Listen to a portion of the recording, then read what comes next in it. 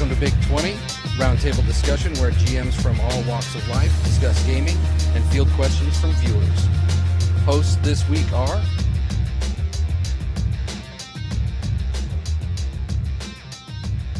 Take your first, Dan.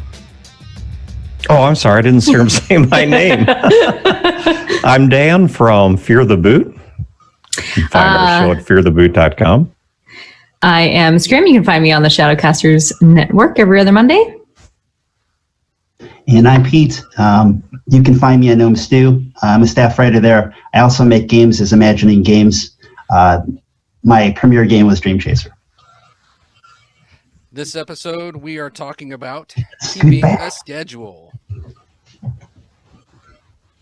Yeah, specifically in context of the holidays. Is that right? Well, yeah, seems apropos. It seems like the holidays are like one of those primary times of the year that just really traps groups and forces them out of routines. So, like, there's no better time than Christmas time to really talk about it. And yeah, I hear the two of you are pros on this topic.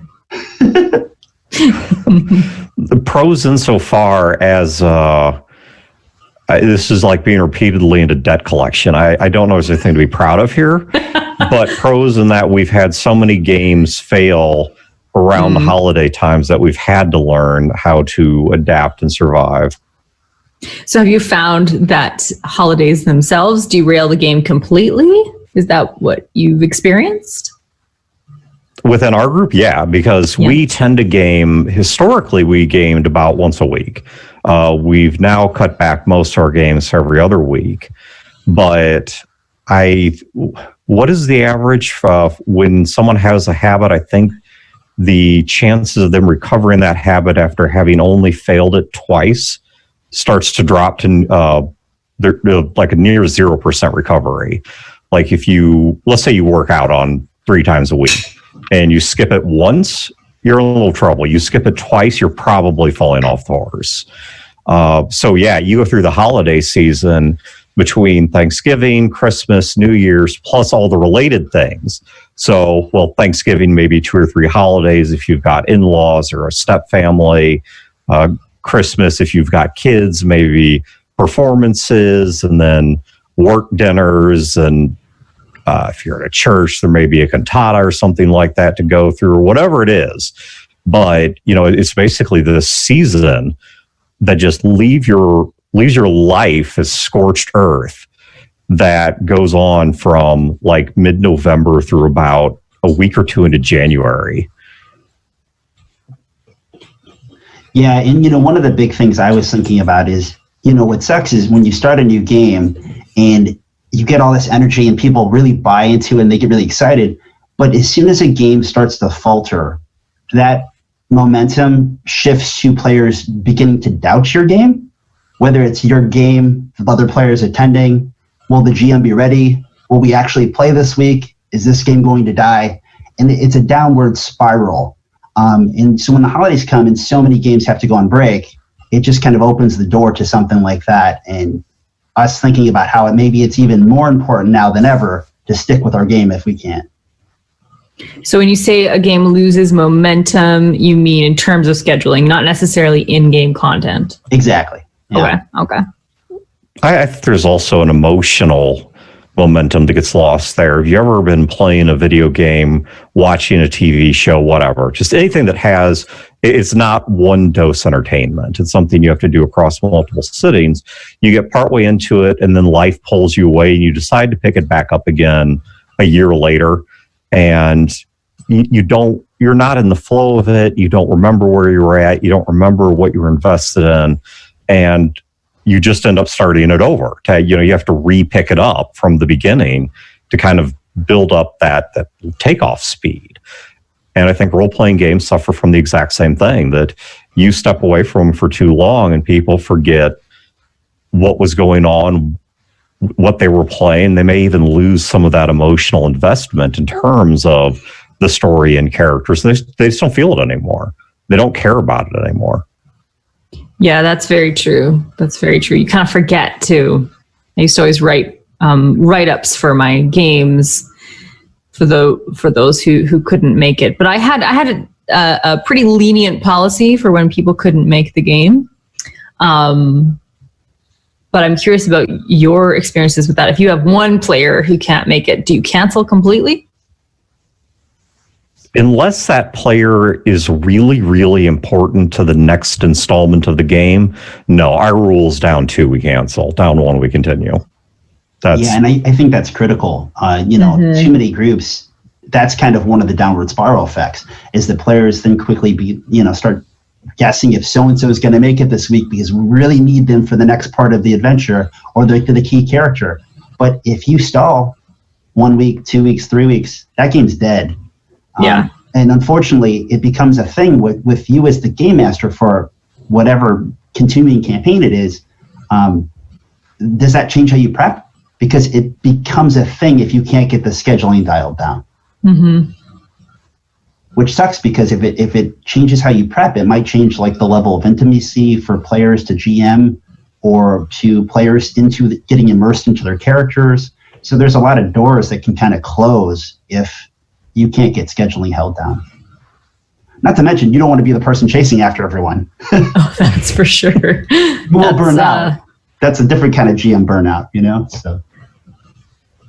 Yeah, I think in my experience, what keeps a game going is dogged determination from the DM to make an effort every single week to make a game happen. And sometimes too, if you have only a couple of players, maybe you could do like a dream sequence, you could do a flashback, you could do a side quest, you could do something different.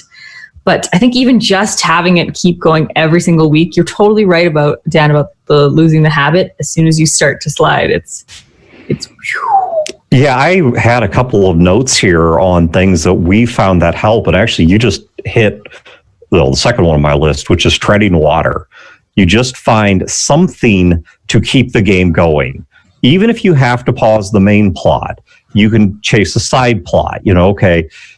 Your characters, this isn't about defeating the big bad, but you've been wanting to go gather herbs from this mountain for some reason. So we're going to do a side plot on that. Mm-hmm. Or we're going to do a flashback to things that happened 2 years before this campaign even took place. Or, some completely unrelated side story that you guys were in the town and about to leave, and some of you get drawn into a side dungeon, or I don't know what, cooked a taste with your game, but just find something to keep the habit there and to keep at least the GM and as many players as possible invested, even if it's not the primary content that you were doing. Yeah, the game's got to go on, right? It's like the show. Mm-hmm. You can't stop the theater act right in the middle. And unfortunately, as much as each player is very important, right? If you keep finding yourself having to make excuses or side plot, the campaign, we get into that interesting territory, which no one has great advice for, which is like, how do I tell my friends show up or don't keep coming back or, take a break, come back? Oh, I've got advice for that. Yeah, right. It better not be change the day of the game without telling. No. I think that's hard enough to do. It is. Well, we can hit on that one first, actually, consistency of scheduling. But I want to pause here real quick so apparently great minds think alike, because, of course, there's like a 30-second delay between our talking and chat. So it looks like Dusty was actually suggesting something pretty similar. And also, Greyhawk Mike, Merry Christmas to you as well. Merry Christmas. But yeah, I think consistency in scheduling is important because, like with my family, they know our typical podcasting night was Tuesday nights. We may be switching it to Wednesday.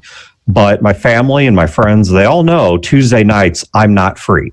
Yeah. And I know every week when I'm setting my schedule up, I don't have to look at a Google Calendar or anything. I just know Tuesday night's podcasting night. That's the night we're going to sit down and record an episode.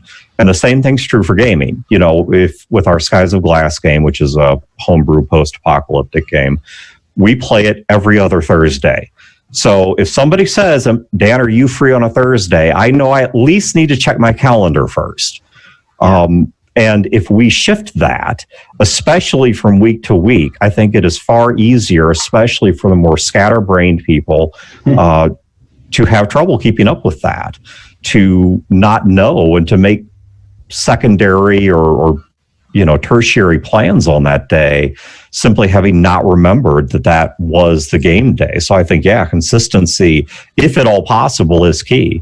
Now, for some people, maybe they can't do it. Maybe they work a retail job or a nursing job or something where the schedule changes every week. They just plain cannot consistently be free every Thursday night. And you have to adjust to that.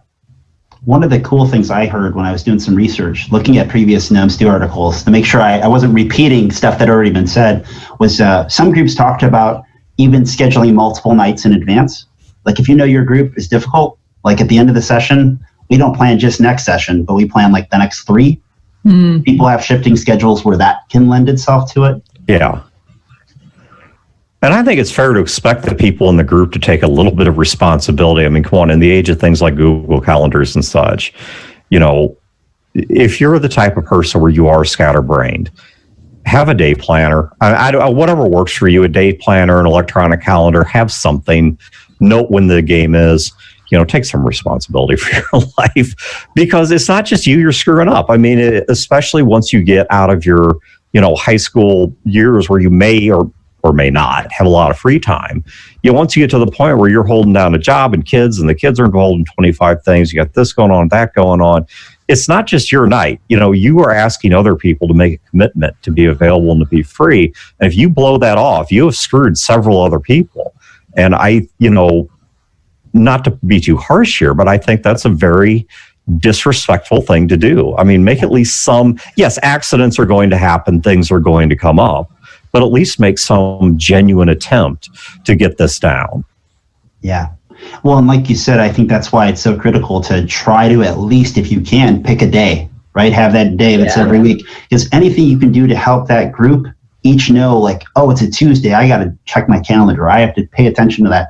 Oh, I'm usually busy on Tuesday, so can we pick another night? Because then we're all kind of shielding ourselves from the possibility of something coming up, as much as we can. We got another great minds moment. Sergeant Dan. Dan. Yeah. Hey, Sergeant Dan, I just found out you were in surgery, man. You doing all right? I don't know how I missed that, but I heard you had to go in for surgery. So I know you're on a delay here because of the way Twitch works, but please post something back here. Tell me you're all right. I guess you are by the fact that you're on Twitch, but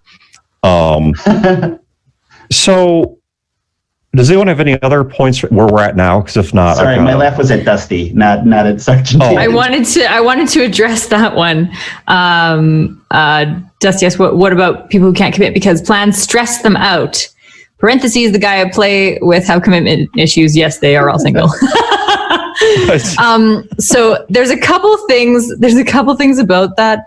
And I may not be, I don't know if I'm going to fully answer your question, but I want to talk about an experience I had with a player who had some significant mental health issues and would kind of sort of always a game day thing, whether or not he'd be able to make it. It was whether or not he was able to mentally be present. And so maybe made about half of our sessions, possibly less. And as much as a DM, that can get a little bit frustrating. Of course, I understood because he was going through some health issues. There wasn't really anything he could do about it. And the thing was, I only had one, and I had like a core group that kept showing up every week. So that happened on occasion, but it wasn't like game breaking. If you have a whole group of people like that, well, yeah. So you have same stuff, but there's 3. That's tough. I don't know. I maybe you just have to pick sporadic days and run one shots. I don't know if you can do a full campaign with people who can't actually do that. And sometimes too, that's good. That's enough for someone. Yeah. Okay. So someone who actually has anxiety issues, and I've actually had problems exactly like what's being described here, where the very existence of a commitment starts stressing me out, that I start being like, you start going through all these different mental contortions of, oh, I've got to be there a certain time, and what if I'm late, or what if I'm not ready to perform, or I'm just not feeling like getting out of the house right now. Mm-hmm. But if I don't go, then they'll be disappointed, and then my character will get screwed. And you put yourself into the cycle of worry where you just keep making it worse and worse and worse until eventually you have self-fulfilled that prophecy. You are too miserable to show up. And I have found a couple things that really helped me get through it. And yes, there are things that the person with anxiety needs to do to learn to manage these issues. For sure. But I'm going to punt that one because that'd be hours of discussion unto itself. But if you are not that person, but you're trying to corral that person, let me give you some real simple advice. And it's all going to be under the thesis of reduce the burden of stress. If somebody says, I can't make it because I'm feeling anxious, don't make a big deal out of that. Say, you know what? That's 100% fine. We want you to take care of yourself. Come back when you can.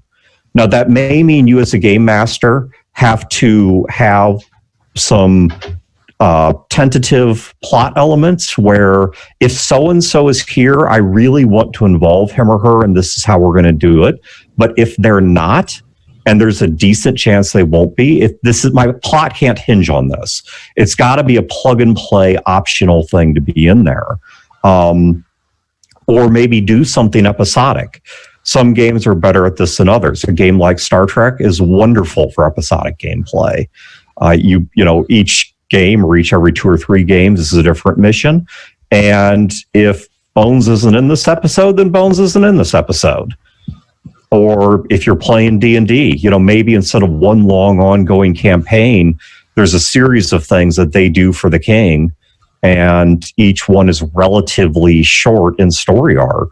So it's okay for a person or 2 or 3 people to drop in and out as their mental health allows them to be there.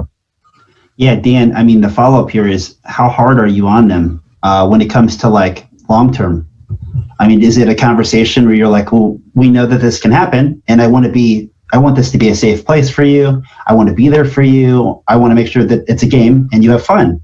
But since we do have 4 other people who sometimes occasionally will also need this, I mean, is there like an unspoken agreement of, there's times when this will work plot-wise, or does the whole group know that sometimes we just shut game down and play a backup game of Fiasco or, something that we have on the shelf?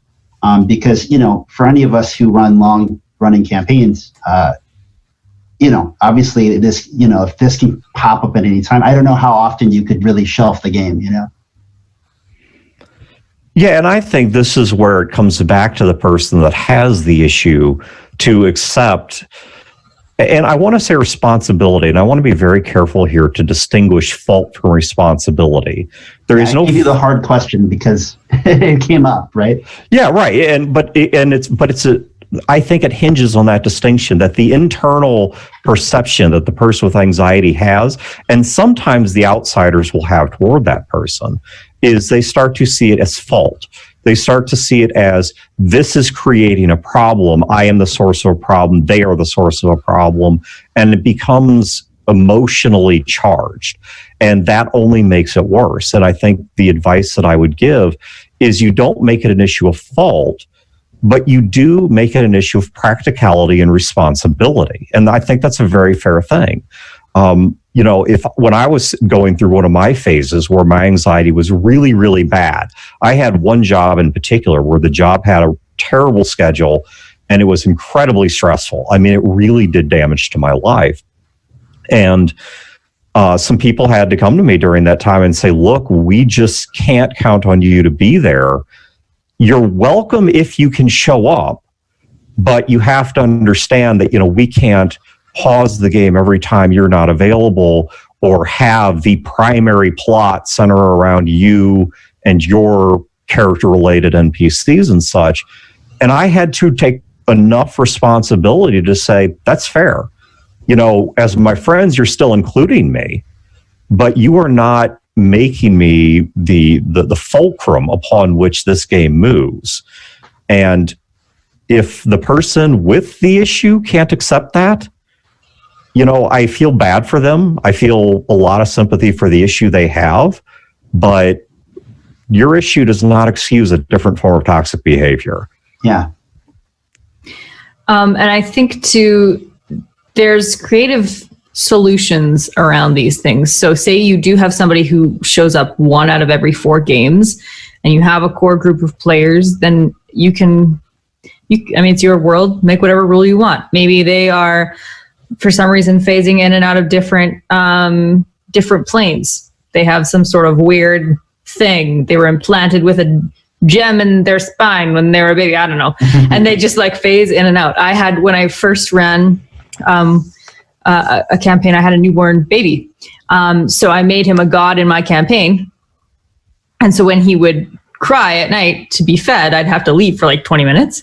So I'd be like, and you hear a great cry, and time freezes, and I'll be back in a bit. And then I would make them roll for like an offering that they gave to this baby god. And they ran with it. One of them, like it was his main deity, and then it became central to the plot through the whole, they like totally embraced it. So you can work in weird story things that will make it make sense. But Dusty, in your case, with having 3 people who are inconsistent, it might make sense to go to more of a episodic one-shot thing, like Dan and Pete were saying. That's kind of, it's just the game that you're going to have if you want to play with those people, right? Yeah, and that's fine to play with those people, right? like that's not a bad thing. But yeah, if you're, a lot of people kind of shoot themselves in the foot when they're looking for a long-term, very stable group, and they need to basically sit back and look at their group and go, this is not the right group for that game that I want to have, and maybe I need to go find other players, or, especially with Roll20 and stuff, you can find other players, you can find other groups, game stores and such, There's no wrong group, there just can be a wrong play style for the group you have. Totally. Yeah, and if the character is not off camera, I think there are a couple other things that you can do to handle them. One is you can NPC them. And I would strike some kind of a social contract there to say, okay, if I NPC your character, this is what they're going to get in terms of reward, and this is what they're facing in terms of risk. Where can we come to agreement here? Are you just going to be present when they need to roll your skill checks, and otherwise you're not terribly involved? Do I fully NPC you? And I think the game master ought to look at why they're missing. If they're blowing you off because you're just not a priority to them, screw it, kill their character, But if it's the work schedule thing, or if it's an anxiety thing, maybe say, okay, we need the healer, so we're going to NPC you. By the way, always play the healer, because that means you're always going to get the best deals. We'll NPC you into the background. We understand that this isn't something that's really your fault, so we're not going to kill you. We'll give you half XP, or, whatever. I don't know. You can work something out that makes sense to everybody. The other thing I think you can do is, if the plot is stopped because of them, contact them and say, hey, no pressure. It's okay, you can't make it tonight, but we do need to know, you are at this big plot point where either you're going to submit to the requests of your temple or rebel against them, and that determines whether you guys follow plot A or plot B. Can you just tell me what you're doing for that? Yeah. And that can be an email, that can be a text message, that can be a phone call. And just so you as the game master plus the other players can still move forward until that person's able to return. But just say, hey, I just need something, left or right, which is it? I don't care which, but don't hold the rest of us up. It seems like a pretty fair time to talk about like what groups we've had before and how we got around previous issues like this. So like Scrim, like for example, would you say that you've had multiple groups since like you started gaming and running games and playing games? Yes and no. I've had one big main campaign and then kept kind of the same players throughout that. So 2 or 3, I guess. Yeah. Okay.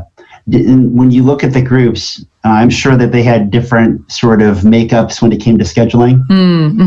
Right? Like one group probably had more problems than another.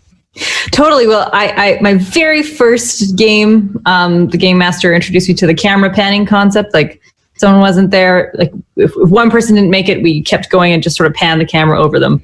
They were essentially invincible, like they wouldn't really get hurt. And then we wouldn't. It was 4th edition, so I can't speak too well to the balance of how, not having a healer mattered.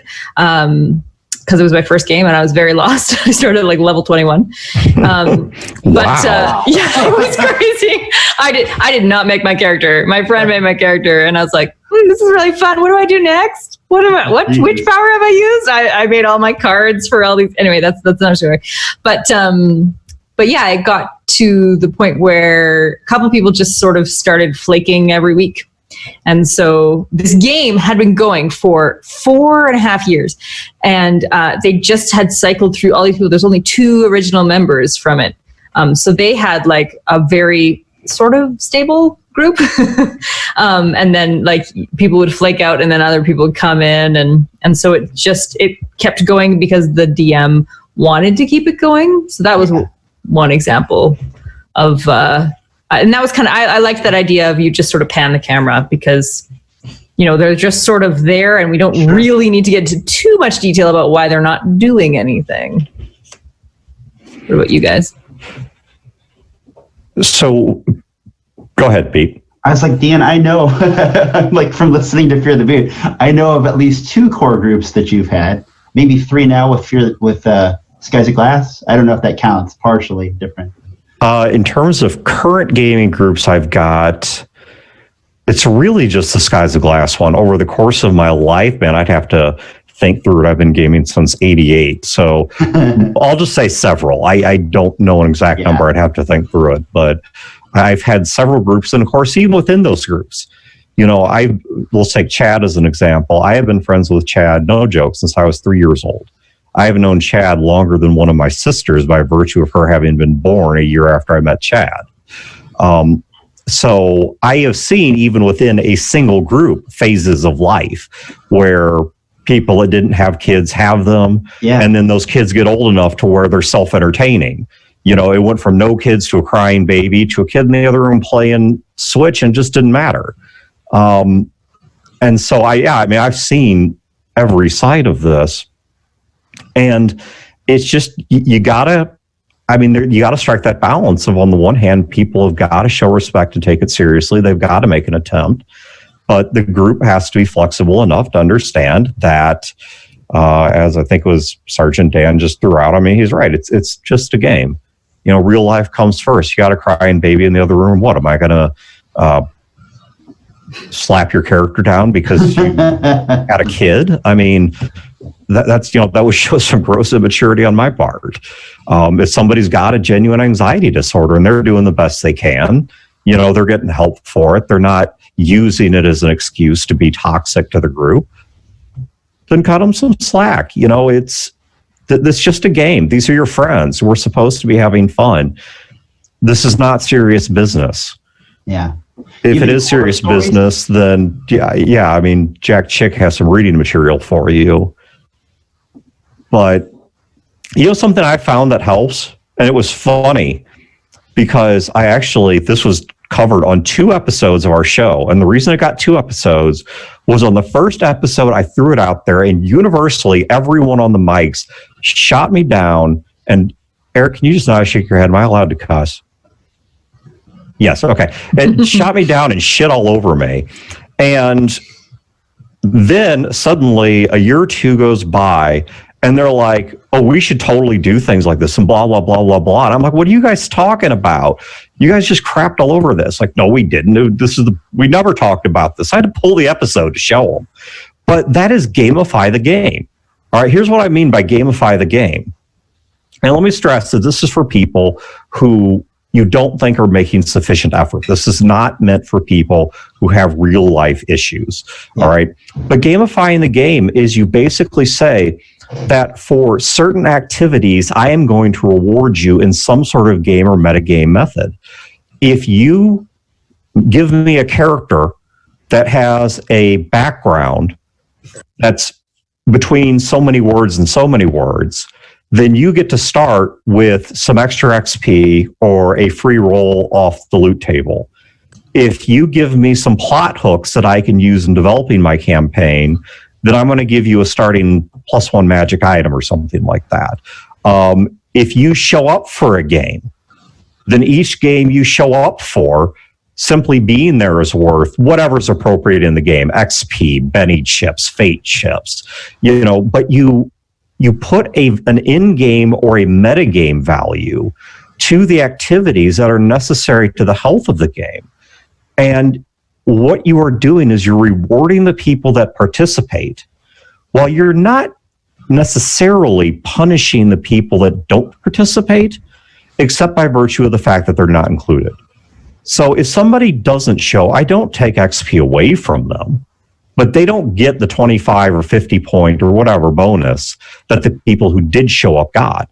If somebody took time to give me a fully developed character that's going to help me create a well-integrated campaign, well, then they get a bonus starting item roll that nobody else, or the people that didn't do it, they don't get that because they couldn't be bothered to invest in it. And it's like anything else in life, at work, in your personal relationships, your marriage, your parent-child relationships, you're rewarded for the investment you make. Why should gaming be different? Yeah. Do you have any problem players that you can think of, or any one group over the years that was like, God, the worse the schedule? If I had a problem player, oh yeah. Not sure. Oh goodness, yeah, I'm not going to name them. But oh yeah, it wouldn't matter. It might matter in your groups because maybe yeah, because some of the people I name are either current or past hosts. But oh yeah, goodness gracious, I mean, one individual in particular, I tell you, it was a life-changing moment in terms of how I understood this person when I saw a Facebook image macro that said, "Never treat as a priority someone that makes you an option." And I said, I'm not going to call him out because that's the kind of person I am. But yeah, I mean, they were blowing off games and blowing off even non-games, like, going out to eat or something, for oftentimes very, very trivial reasons.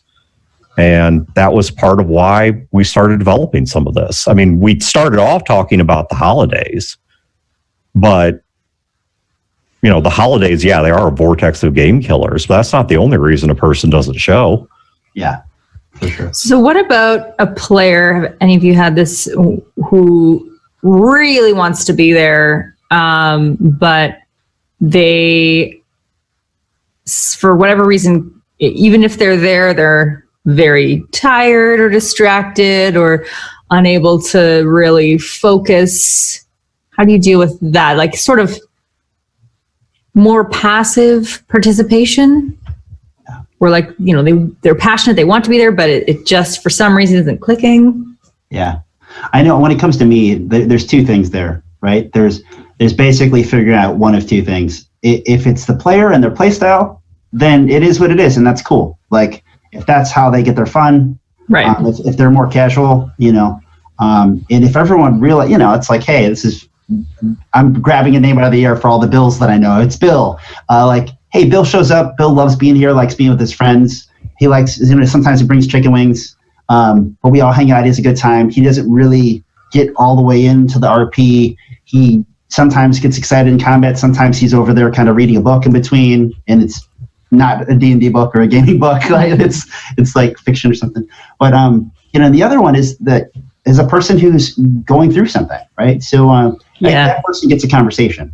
Obviously that's a behind the scenes conversation. That's not a let's stop the game conversation. That's on break, or if you get a chance, or more likely probably between game sessions, you say, hey, like, what's going on? Like, are you enjoying the game? And you start. But you have to be straight with this person. You have to, point out things like, hey, you seem kind of tired, and let them tell you why, right? Like, don't assume, because if this person, maybe there's more going on than maybe they don't know what the perception is, but they also have to know, like Dan had said earlier, right, that, we're all kind of responsible for game, and your presence, if it's as a party pooper, is bringing it down. So can we fix these things? Are they workable? Can you try doing a few more things? Or is this something that we as a group have to just talk about out loud and kind of deal with for a little while? Hopefully, because, if it's too long term of a thing, then that's a deal breaker too, right? So I think I would look at the question from two sides. The first is what we've been talking about, which is what's wrong. Are they like this all the time? Is this because they're going through a difficult period in their life?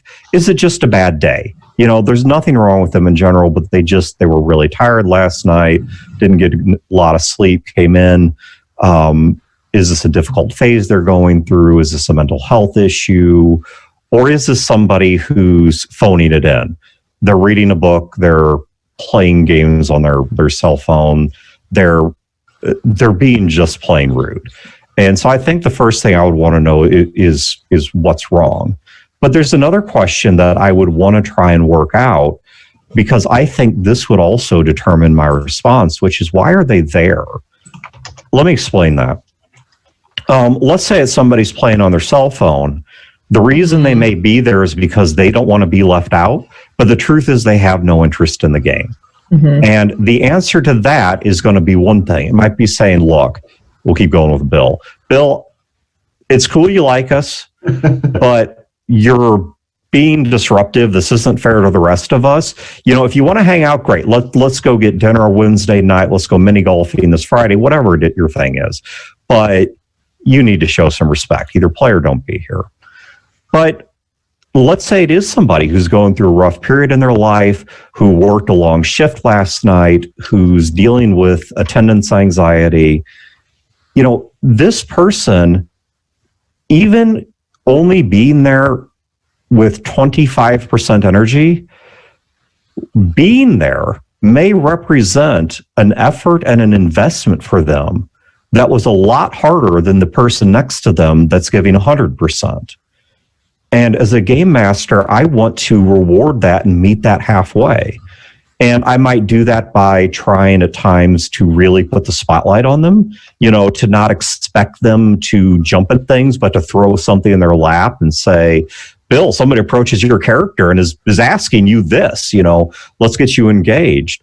Or if they just can't focus, then I may just let them participate at their own speed. When they've got something to say, I will engage it and engage it happily. When they don't, I'm not going to give them any grief, because they really are doing the best they can. They're not being disrespectful. They're just struggling. But, then on that mutant third hand, I also can't kill the game on their behalf, and say, well, we're going to stop until Bill's feeling it, which may be 3 years from now. It reminds me a little bit when I was, I have an education degree, and when I was going through, one of my teachers said, all of you are going to figure out how to manage a class. You're going to figure out how to control a group of kids, because that's what we were all most worried about. She's like, that's fine. You'll figure it out. But what you need to really do, the best way to manage a classroom is to start with amazing lessons. So if you have a great lesson, the kids will be there and show up and want to do it. Less of them will skip your class. Less of them will be disengaged, all of that. And I think it applies here too, that if you as the DM, I think sometimes it feels very uneven already, because you're putting in so much work and you are corralling and usually scheduling and usually hosting and usually running the stream. It can feel uneven, but making sure that each player, just like you said, Dan, has an opportunity to jump in, that each one of them, all of their backstory hooks, you are using them. I think that goes a long way, because then they feel more invested and they're more likely to show up. So Sergeant Dan is saying he has been that player where he's falling asleep at the table because they were gaming near the end of his work, a long work day for him, and his turn in the initiative order was near the end. Okay, so my take on that particular situation is, you came in at the end of a long work day when you were tired. You're giving it your best effort. It's a real life thing that you can't help. If we cannot find a better time to schedule the game, or push it back an hour or two to give you time to take a nap or whatever it is, I don't understand why someone didn't do something like say, hey, why don't we swap one of your feats for improved initiative? Or, maybe we need to change up what you're playing, or maybe we need to find a way to speed up these combat rounds or something. I mean, it seems like there's solutions here. I other than let's just accept the status quo as if somehow we are prisoner to these circumstances.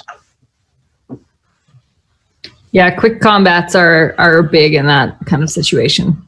I always try to keep them moving as fast as I can, without losing out, I hope, but they can drag out if you have a lot of players. And Dan, you made a great point.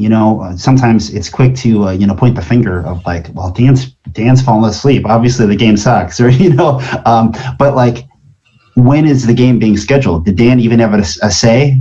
Sergeant Dan, in this case, did he even have a say in when the meeting was? Maybe not. Maybe he's like, okay, well, they all scheduled it, and they told me, hey, game was tomorrow at such and such time, and shit, that means I'm coming straight from work and after a 14-hour shift or something. So it's always good to take a second to step back and or even ask the questions of why, how did we get here, right? Like. So I have a suggestion for anybody who needs to coordinate more than 2 people to actually schedule a game or literally anything. And if you've never used it before, it's doodle.com. Doodle like doodling on like drawing a picture. And basically you just send people a link, they input their available days, and the software just lines up all the days where everyone's available. So you don't have to do that 20-minute back and forth, like, what about the 3rd? Oh no, I'm visiting my mom. What about the 6th? Oh, I can't, I have to work. So then you have it set up so quickly and seamlessly. So doodle.com, everybody use that. Doodle.com. I don't currently have any game scheduling problems, but actually it is good to know because I'm sure I will at some point in my future. Yeah. Yeah, I mean, that's kind of one of the reasons the initial topic came to the Gnome Steel article was that how many times I've seen, usually it's the GM, but whoever schedules the game, eventually they get burned out before the game actually dies. And that's kind of another gradual way that a game can die, is that you just make the scheduling so damn difficult for the person that once they have one other problem going on, they're like, I'm done. And the game fades, and people are like, I thought we were playing on Friday. Oh, I talked to so-and-so, and they were saying it's next week. Well, I guess it's Friday, so we're not playing. And before you know it, nobody even realized, Scrim is so sick and tired of chasing everyone down. And Dan was available Thursday until yesterday, which had changed, and Dan didn't tell me. And Pete's sitting in he's knocking my door because he thought it was this Thursday, like every Thursday. But we just talked about how it was going to be Friday. And, someone's pulling their hair out. And they're like, you know what? I'm done for the holidays. Yeah. Have either of you found yourself in that case? I know I've definitely chased players. Thankfully, persistence is usually one of my strong suits. If that game gets too rough to schedule, I'll just find a way that it's ending sooner than I had planned. Like the story arc is now 3 sessions instead of the 8 one that I had in mind. Yeah, you can. I think there's something to be said for knowing when a game's nearing its end. Maybe not because of your meticulous planning, but maybe because you just sense the lack of interest and the lack of excitement or whatever, and you just want to give it a couple more sessions, give it a strong finale, and then figure something else out. That's a really good point. I think one of the things I would suggest is group communication. Don't let people have side conversations about scheduling, because this is where a lot of times it goes to hell. Because one person says they're not free on this day, and only that person and maybe the GM know, and plans start getting shifted, and I'm having 5 conversations, a separate one with each player. Doodle.com. Yeah, doodle.com, a Facebook group, a chain email, a Discord channel. I don't care what it is. I mean, in this day and age, there is no reason you cannot have a communication line going that involves everyone and say, this is where we're going to discuss this stuff.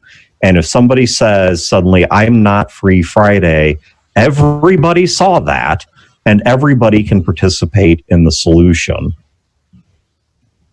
Actually, catching a slight side point, there's one that Nick Morgan just threw out here in chat, getting stuck at the end of initiative behind the warlock and the druid who doesn't know what animal is best is a perfectly valid reason to stop paying attention. Okay, if that's your problem, here's your solution. 10-second countdown. Whatever the initiative round is in a game, 6 seconds for most D&D editions, 10 seconds for some games.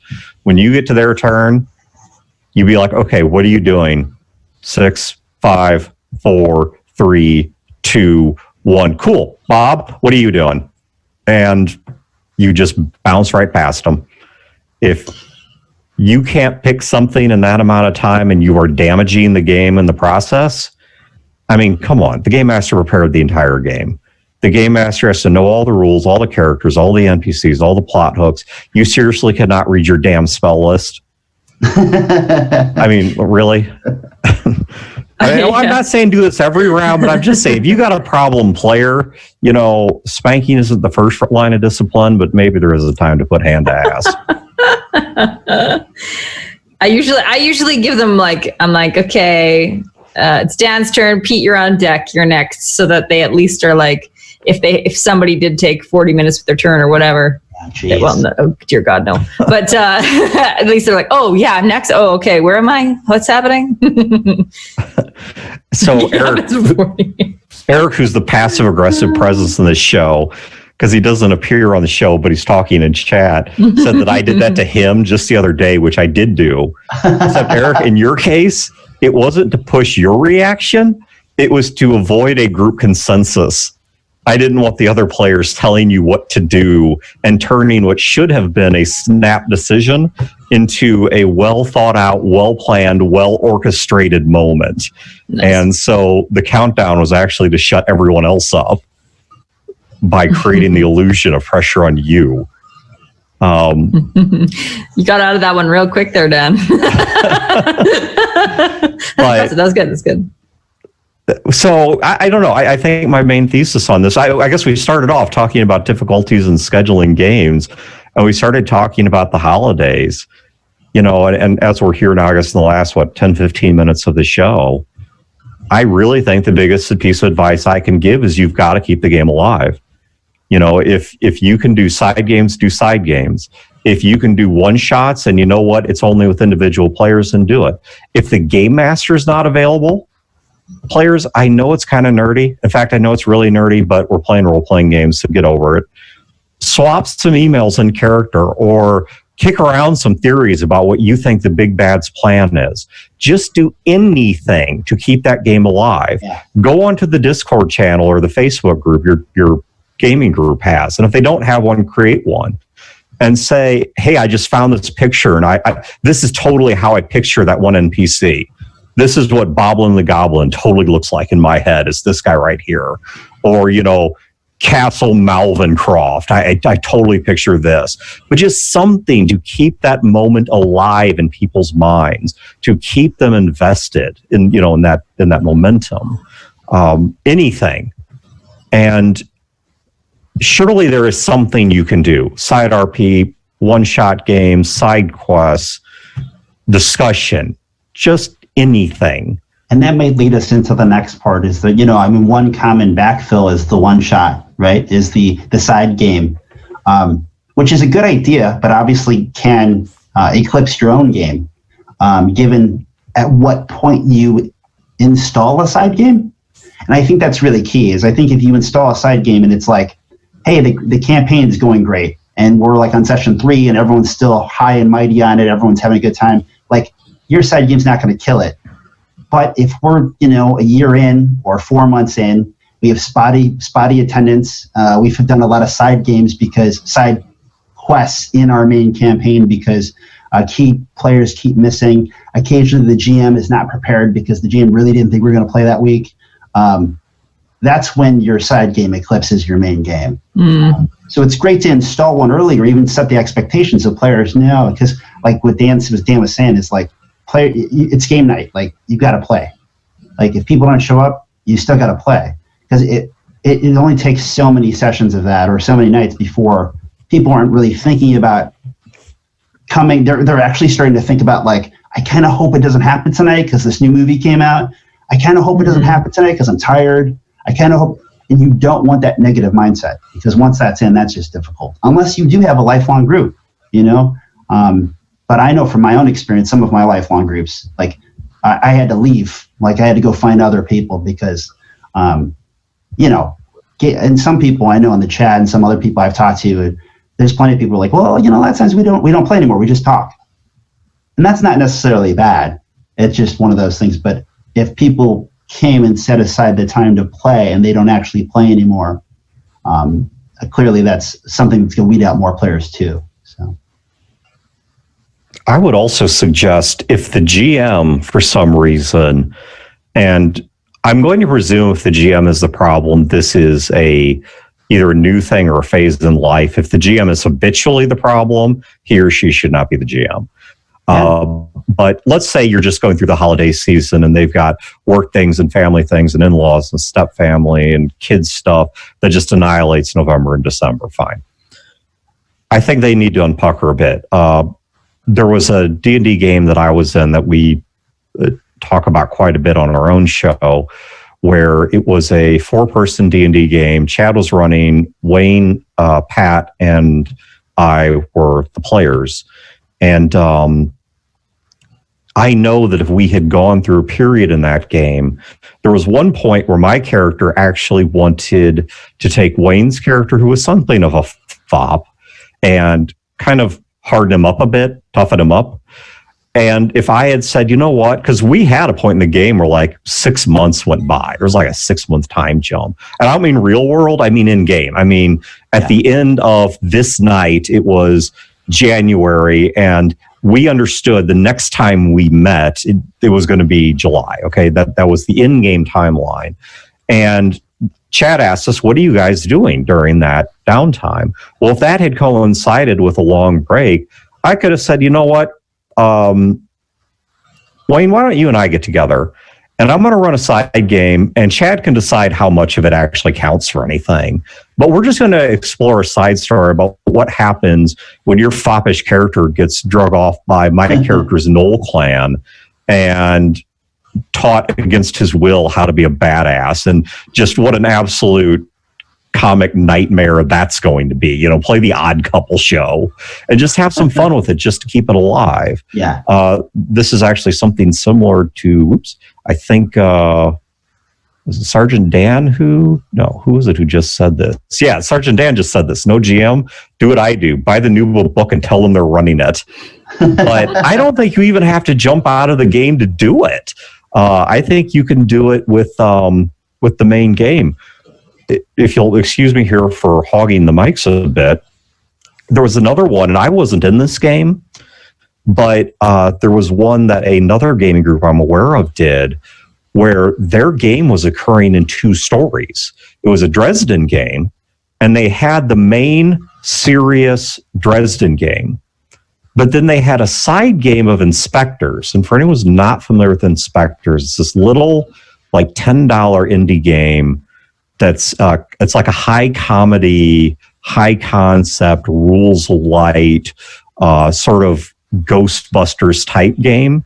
That sounds awesome. And it's a ton of fun. And what they would do is that group was a group of completely normal people that had like a ghost hunting podcast or TV show or something that was set in parallel. Yeah, that's it. Pete's got it right there. Inspectors, the ghost swallowing his own mouth there. But it's a great game. Awesome. And they had a side game that was set in the same world, simultaneous to the same plot, but they switched to different characters. But they were still immersed in it. But it didn't matter who was there or not there, because it was a completely different game. It just so happened to be occurring in tandem, and they would encounter the events the main group was responsible for. That's neat. It's a cool idea. I like it. We're definitely nearing the end. So if you have questions and you're in the chat, please throw them at us while there's still the last few remaining minutes. Well, we're waiting on chat to catch up. Relative D-Pod threw out a great idea, which is if you can do nothing else, discuss the discussion. That's not how it was phrased. I'm shorthanding it here. But if you know your next game isn't going to be for 2 months, even if you're not talking about the characters, the plot, the setting, even simply being like, hey, here's the plot point we left off on. Anyone got a plan for how we're going to take this guy down? Or next games, in January, everyone's still got that blocked out. Everyone's still psyched for that. That Saturday's still open. Yeah, I mean, you can discuss the discussion. You can keep moving this back just to keep people engaged. I also thought, it's worth mentioning, since we kind of didn't talk about it, but we did tangentially, was that, sometimes you or me, like, we're going to be the problem player. Like, we're going to be the person who can't commit. Mm-hmm. Like Scrim, you mentioned, like, I have a 1-year-old. It was very clear for me to be like, hey, I know that my attendance is going to be spotty, to be the person who's forthright and be like, hey, this is coming up, gang. Like, this is where I'm going to segue into whatever my next phase is for where my gaming life is going to be for a while. And it's just important for you to do. Like, you're not always going to be able to be the Tuesday night gamer, and that's okay. Mm-hmm. But as long as we now have a plan, right? So the game master, if you have to step away from that role, or we can fill the void or replace the space until to keep the game alive. So like people have said in the chat many times, that the people are more important than the game. But sometimes we also let the people cause all kinds of problems that don't allow the game to be fun. And that's kind of one of the things with scheduling is if you let it run rampant, it can ruin the game before the game even starts or before the game ever ends. So I'm going to take a stab here at pronunciation from chat. Pseudolgon, I don't know how badly I butchered that, is asking about an antisocial player like me, not me personally, them, who loves the concept of tabletop gaming but seldom actually does it. You say seldomly does it, so it implies you actually do show up sometimes. Well, let me ask you 2 questions. One, would an adjustment to the nature of the game make your life easier? If so, that's a conversation that I think needs to be had with the group, and I think it's fair, ought to make some attempt to reasonably accommodate your situation. I think the other thing I would look at is, are you prepared, having already admitted you're an antisocial individual, are you prepared to say, okay, because of my problems, once again, no fault here, just talking about, you don't like leaving the house. Believe me, I get that one. I've actually been through phases like that myself. Maybe online gaming is an option. If it is you don't like leaving the house, but you prefer gaming face-to-face, then I think the best you can do is talk to the game master and reach some kind of an accommodation of saying, look, you can't count on me being there, but I'd like to know that I always have a seat amongst my friends if it's possible. And in return, I accept that I may not be as important to the plot as the other characters.